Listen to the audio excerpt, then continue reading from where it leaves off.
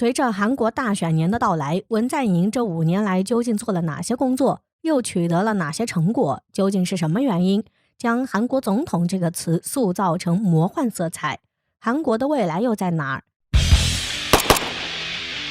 ？2022年韩国大选年到来，文在寅任期已满。如果回顾这5年来自己的所作所为，有心无力可以说是对他的最好评价。文在寅是个好人，也是个好总统，但却是一个失败的总统。过去，文在寅跟着卢武铉这个大胆的左派政治家干活，见证了卢武铉打击财阀、收回美军基地、促进南北重谈、重启民主改革，获得人民爱戴，也见证了卢武铉因锐意改革得罪了太多人，最终从悬崖一跃而下。文在寅知道自己不能只做个理想主义者，于是他上任之初就立志做个实干派。这5年，文在寅做了很多事儿，但从结果来看，没一件能成的。政治上，文在寅打击财阀，将三星掌门人李在镕送进大牢，但没多久假释出狱。文在寅公开解释，假释李在镕是为了国家利益，希望国民理解。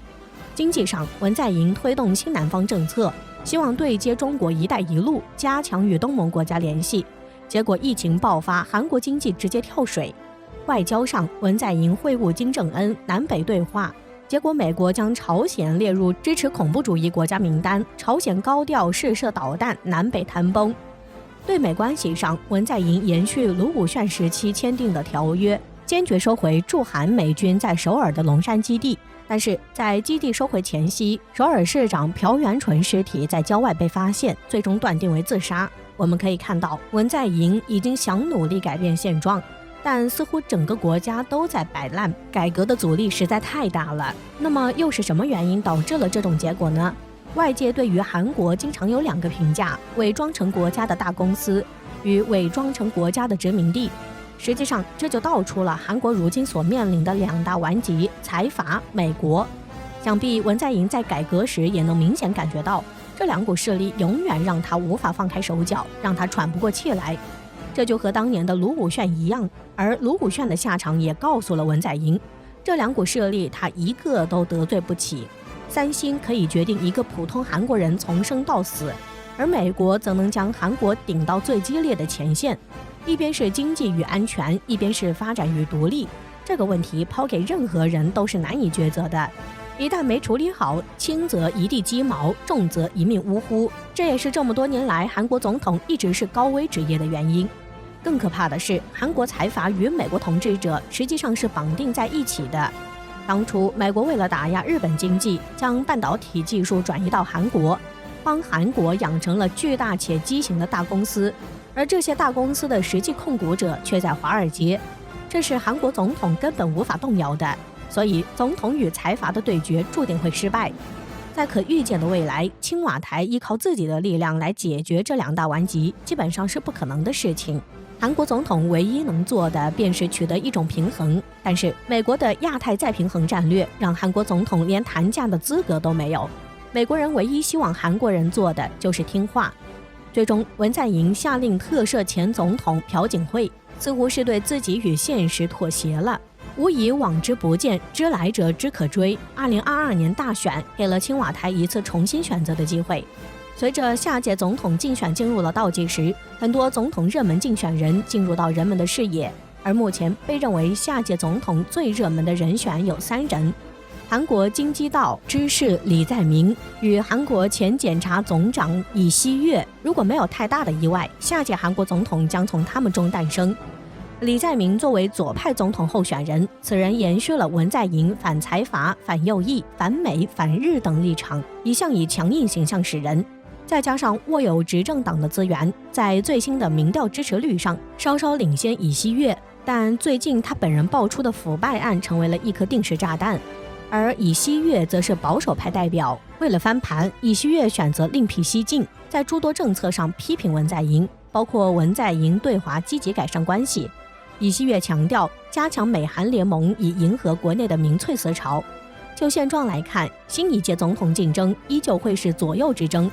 目前谁也不能说能占到绝对优势，但无论最终谁当选，摆在新总统面前的问题还是如何将韩国带出当前的泥潭。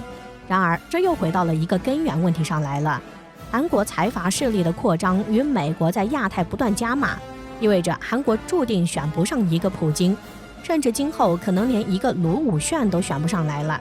无论韩国总统是向左还是想向右，都难以做到平衡，最终可能又是一个有心无力。在大国博弈的环境下，韩国这样的国家注定只能成为左右摇摆的小国，甚至国内种种矛盾都是由外部因素催生。比如财阀是被美国人扶起来的，那么处理外部事宜就成为解决内部忧患的重要途径。对美关系、对日关系、对华关系与对朝关系始终贯穿着韩国政治的主心骨，任何一处处理不好都有可能出现问题。而近年来，对美关系与对华关系的平衡更成为主要因素。近年来，中国的崛起可以说出乎了外界的预料，而美国也下定决定坚决维护世界霸主的地位。于是，中美博弈成为全球局势的主论调。而在这一点上，韩国沦为了棋盘上的棋子。前总统朴槿惠因同意美国在国土上部署萨德，遭到中国严厉抗议，中韩经济一下子就遭遇到了寒冬。恐怕韩国人此前也没有想到，中国对自己的影响也能有这么大。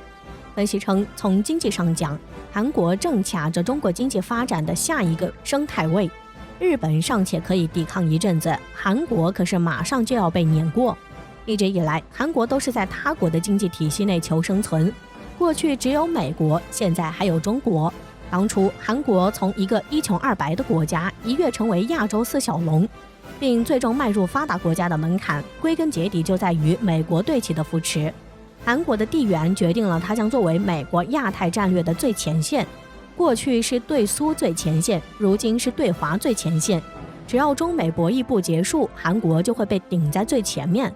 然而，顶在最前面的可以是先锋，也可以是炮灰，这就得看美国人自己的实力了。韩国的实力始终与美国绑定，美国兴则韩国兴，美国衰则韩国衰。那么，韩国现在到将来就要面临一个严峻的问题：美国正在衰落。那么，韩国要如何避免被拖累呢？答案便是与美国结绑。就像前面所说，韩国靠自己根本不可能完成这个目标。不过，外力倒是有的。如今，中国在靠“一带一路”努力地去打破美国制定规则这种情况，美国人当然忍不了，于是中美贸易战打起来了。但是美国人没有料到，中国如同小强一般，怎么打都打不死，如今却越来越精神，反倒是自己国内都一地鸡毛，闹出了不少笑话。如果说美国确信自己真的无法阻止中国崛起了，下一步该怎么办？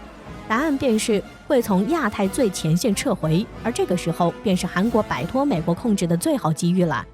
不过，此时的韩国人还会遇到一个问题，他们该如何与北方的兄弟好好相处？